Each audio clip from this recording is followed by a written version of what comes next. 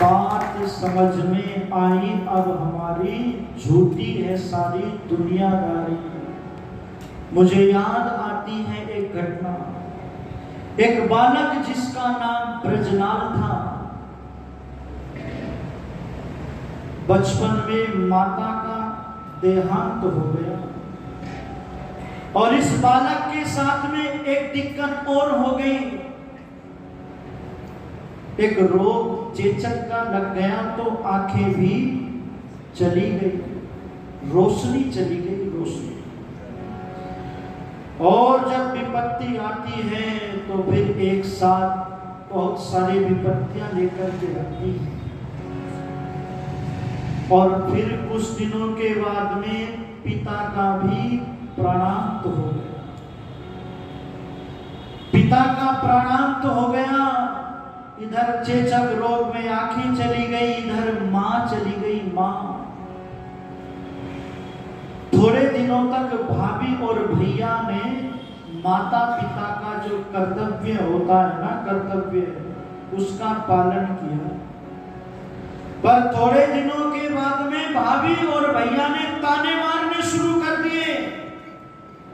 खाली बैठा रहता है, कुछ करता नहीं है, खाली बैठ करके खाने की आदत हो गई है। ओहो, इन तानों को कई बार सुन करके ब्रजलाल परेशान हो गया और उस ब्रजलाल ने अपने घर का त्याग कर दिया। इधर उधर की ठोकरे खा करके। ये बालक बड़ा साहसी था, ईश्वर भक्त था, बड़ा पराक्रमी बालक।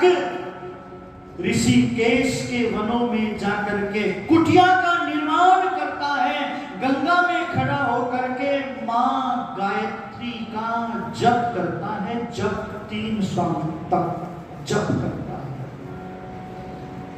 और एक बात बता दूं, परमात्मा पुरुषार्थी व्यक्तियों की ही सहायता करता है। जो उसके मार्ग पर चल पड़ता है, फिर परम पिता परमात्मा एक दरवाजा बंद करता है तो 10 दरवाजे खोल भी देता है वो परमात्मा। आज स्थिति ये हो गई है, हमें परम पिता परमात्मा पर विश्वास नहीं।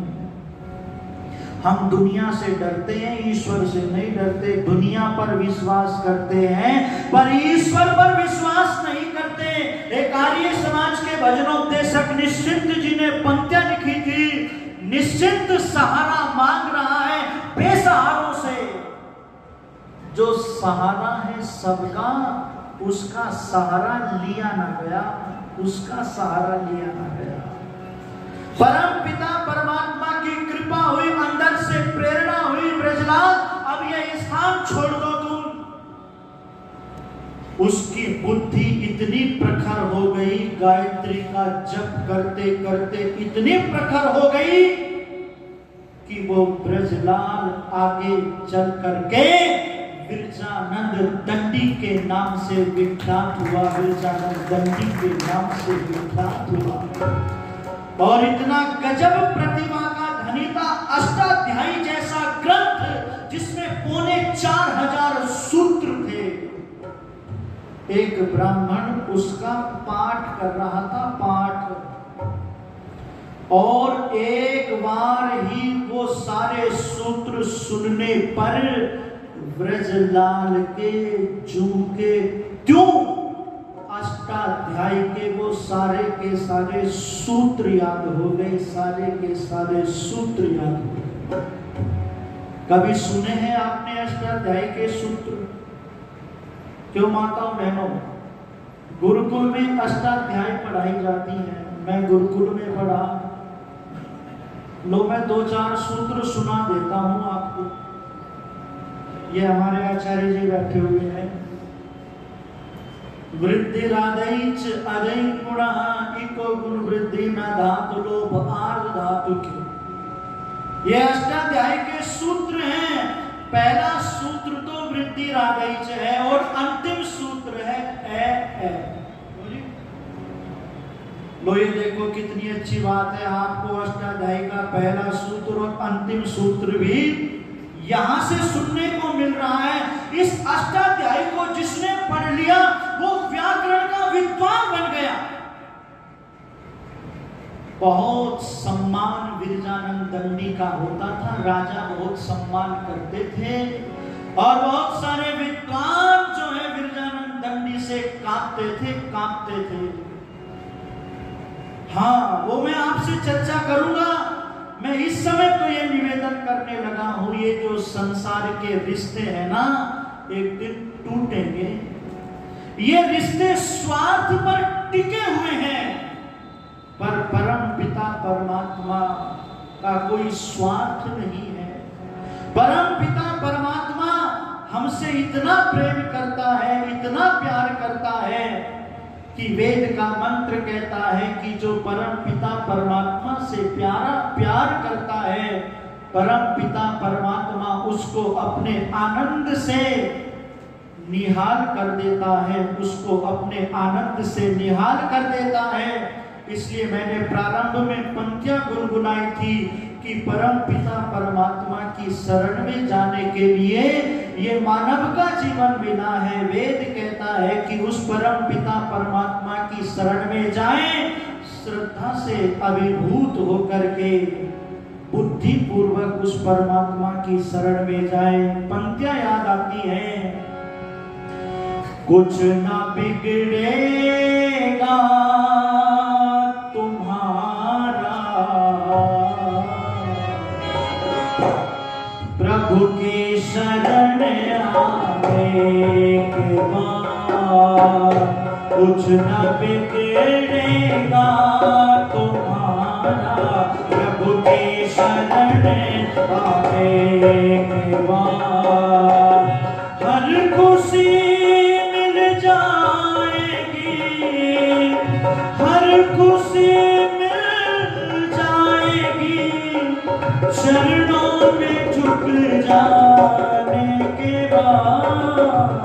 कुछ ना बिगड़ेगा तुम्हारा, प्रभु की शरण आने के बाद। कुछ ना बिगड़ेगा तुम्हारा, प्रभु की शरण आने के बाद। प्रेम के राही के मंजिल कष्ट पाते हैं जरूर, प्रेम के राही के मंजिल कष्ट पाते हैं जरूर।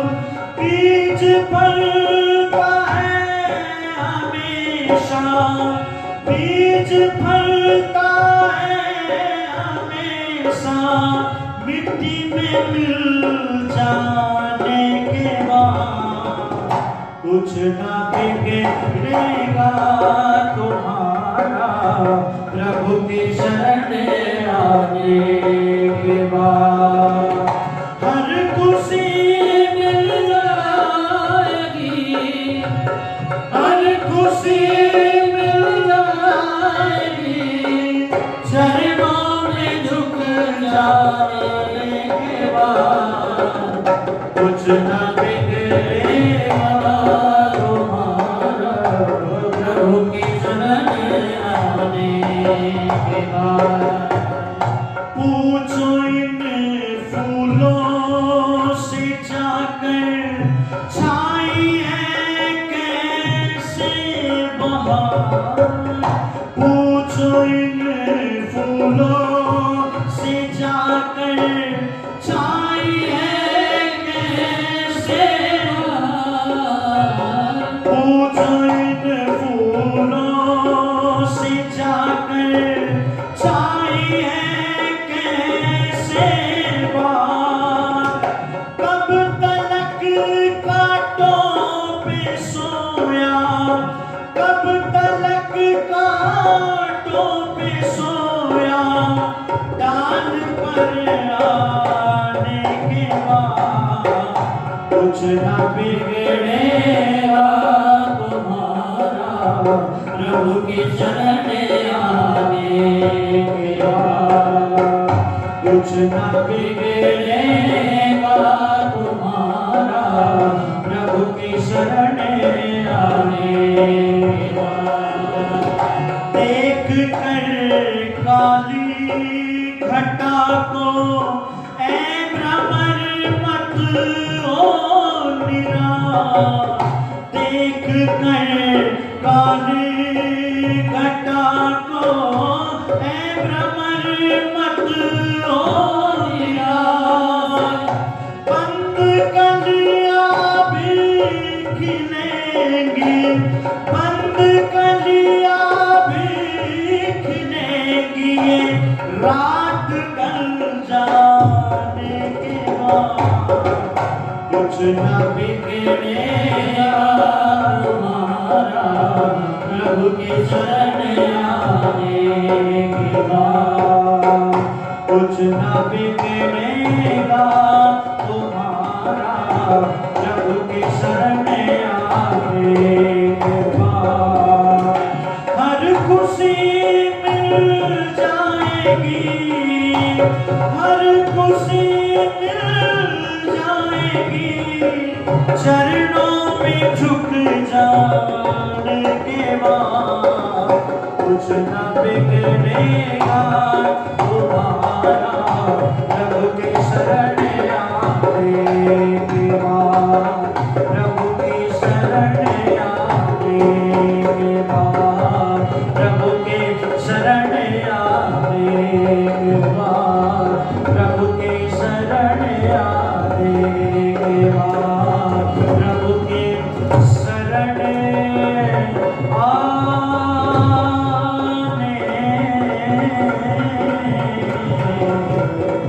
के बाद।